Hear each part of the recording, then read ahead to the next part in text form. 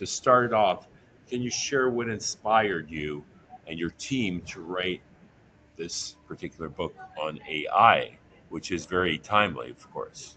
Well, yes. And having been involved with AI since the late 80s, I've been keenly aware of what it could and could not do even then. And so, what happened in the past 30 years, 40 years, is this enormous change in processing power.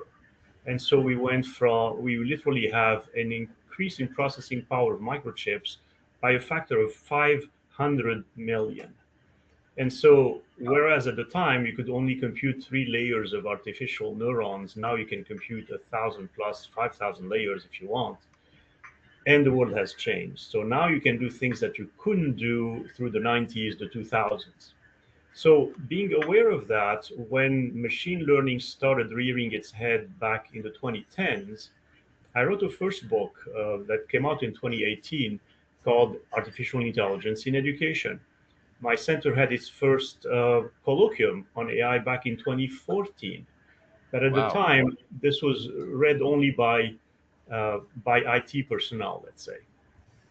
And what happened with on November 30, 2022, with ChatGPT, all of a sudden AI exploded in the consumer world, and the book went from dormant to getting more than 50,000 downloads. Remarkable. Congratulations. Well, thank you.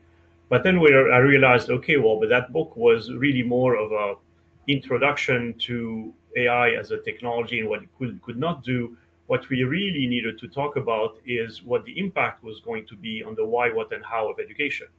And that's why we wrote this new book, as per your question. That's the justification for it.